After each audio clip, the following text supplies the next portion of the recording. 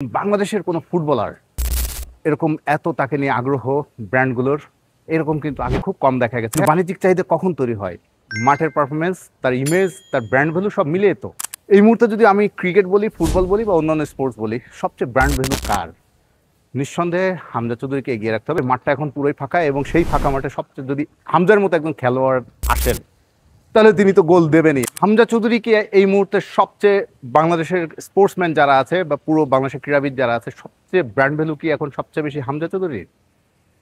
এরকম একটা আলোচনা আমরা দেখছি। কারণ হামজা চৌধুরী কিন্তু আজকে দেখুন যখনই তিনি বাংলাদেশে আসছেন খেলতে, যে সময় তাকে নিয়ে পৃষ্ঠপোষকদের তুমুল আগ্রহ, বেশ তার ব্যস্ত সময় কাটে। যতটুকু তিনি খেলার বাইরে যতটুকু সময় পাচ্ছেন, শুভেচ্ছা দূত হয়ে তার যে চাহিদাগুলো আছে সেগুলো তিনি পূরণ করার চেষ্টা করছেন। আজকে যেমন তিনি একটি কর্পোরেট প্রতিষ্ঠানের, মুঠোফোন সেবাদাতা প্রতিষ্ঠানের একটু শুভেচ্ছা দূত হতে গেলেন। এর আগেও আমরা দেখেছি যতবার হামজা এসেছেন তিনি অনেক বাংলাদেশের ব্র্যান্ডের সঙ্গে যুক্ত হচ্ছেন। বাংলাদেশের কোনো ফুটবলার এরকম এত তাকে নিয়ে আগ্রহ ব্র্যান্ডগুলোর এরকম কিন্তু আগে খুব কম দেখা গেছে। হ্যাঁ, মাঝে মধ্যে জামাল ভুঁইয়ার ঝলক আমরা দেখেছি, কিন্তু হামজা চৌধুরীর জন্য একটু বেশি সবচেয়ে সবাইকে যেন ছাড়িয়ে যাচ্ছেন। এই মুহূর্তে যদি আমি ক্রিকেট বলি, ফুটবল বলি বা অন্যান্য স্পোর্টস বলি, সবচেয়ে ব্র্যান্ড ভ্যালু কার? নিঃসন্দেহে হামজা চৌধুরীকে এগিয়ে রাখতে হবে। তাই বলে আমি বাকিদেরকে ছোট করছি না।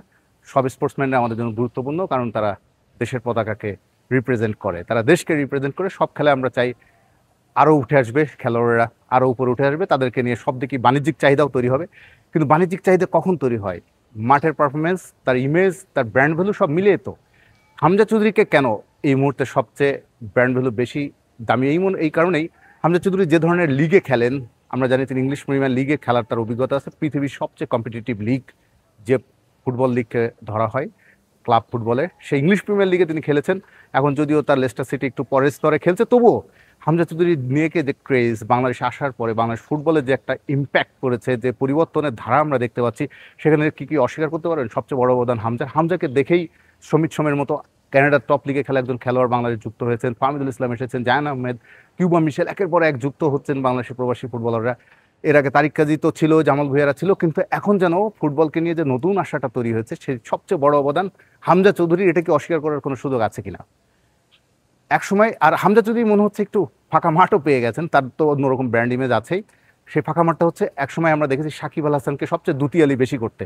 সাকিব আল হাসান বাংলাদেশ ক্রিকেটের সবচেয়ে বড় নাম তো বটেই, তিনি ছিলেন বাংলাদেশের যে কোনো স্পোর্টসের ক্ষেত্রে তার চেয়ে বড় ব্র্যান্ড ইমেজ তো আমার মনে হয় গত 10-20 বছরে আমরা কাউকে দেখি নাই। কারণ ছিল ওই একটাই কারণ, হামজা যেমন তার খেলোয়াড়ি যে ইমেজ, সাকিবেরও ঠিক খেলোয়াড়ি ইমেজটাই ছিল তত বড়, যেহেতু তিনি নাম্বার 1 ওয়ার্ল্ড অলরাউন্ডার ছিলেন। বছরের পর বছর তিনি যে কোনো জায়গায়, যে কোনো কন্ডিশনে, যে কোনো মাঠে, যে কোনো প্রতিপক্ষের সঙ্গে ভালো খেলার অনেক উদাহরণ তিনি তৈরি করেছেন, অনেক গৌরবগাথা বাংলাদেশের জন্য রচনা করেছেন। স্বাভাবিকভাবে খেলোয়াড় সাকিবের যে একটা ইমেজ ছিল, তার ক্ষেত্রে আমরা দেখতাম যে তিনি যখন ছিলেন তার তো নামও হয়ে গেছিলো শোরুম আল হাসান। যে পরিমাণ তিনি বিভিন্ন শোরুম উদ্বোধন করেছেন, যে কোনো ব্র্যান্ডের অ্যাম্বাসেডর হয়েছেন, প্রচুর বাণিজ্যিক ব্যস্ততা আমরা তার দেখেছি, প্রচুর বিজ্ঞাপন আমরা দেখতাম। এখন সাকিব যেহেতু দেশে নেই বা এখন আর খেলা থেকে অনেকটা, বাংলাদেশ ন্যাশনাল টিম থেকেও অনেকটা দৃশ্যপট থেকে আড়াল হয়ে গেছেন, ওই প্রসঙ্গে আমি আর যাচ্ছি না, কিন্তু তিনি তো নেই, এটা তো সত্য। ফলে সাকিব নেই, তামিম ইকবাল, মুশফিকুর রহিম, মাহমুদুল্লাহ, মাশরাফি, এই নামগুলো যারা ছিল ক্রিকেটের বিগ নেম, তারাও এখন অনেকটা দৃশ্যপট থেকে আড়াল হয়ে গেছেন, তারা তাদের খেলোয়াড়ি জীবন পিছনে ফেলে এসেছেন। স্বাভাবিকভাবে মাঠটা এখন পুরোই ফাঁকা এবং সেই ফাঁকা মাঠে সবচেয়ে যদি হামজার মতো একজন খেলোয়াড় আসেন তাহলে তিনি তো গোল দেবেনই, এবং সেটা বাংলাদেশের ফুটবলের জন্যই ভালো। তবে আমরা কাউকে ছোট করবো না, আবারও বলছি, আমরা চাই হামজাকে দেখে আরও অনেক ভালো ভালো মানের ফুটবলার আসুক এবং তারাও বড় বড় নাম হয়ে উঠুক বাংলাদেশের ক্রীড়াঙ্গনে, তারা বড় বড় ব্র্যান্ড ইমেজ হয়ে উঠুক। শুধু ফুটবল কেন, যে কোনো স্পোর্টসেরই বড় বড় নাম হয়ে উঠুক। আর ক্রিকেটে এখন যারা যে ফেসগুলো আছেন, আমি আবারও বলছি, কাউকে ছোট না করেই সেই ফেসের তুলনায় নিশ্চয়ই হামজার নামটা অনেক বড়ই। সো হামজা চৌধুরী এক্ষেত্রেও একটা পথ প্রদর্শক হতে যাচ্ছেন। বাংলাদেশের একজন ফুটবলারও যে একটা বিগ নেম, বিগ ফেস, সব অ্যাসপেক্টে হতে পারেন, আমরা সেই উদাহরণই দেখছি।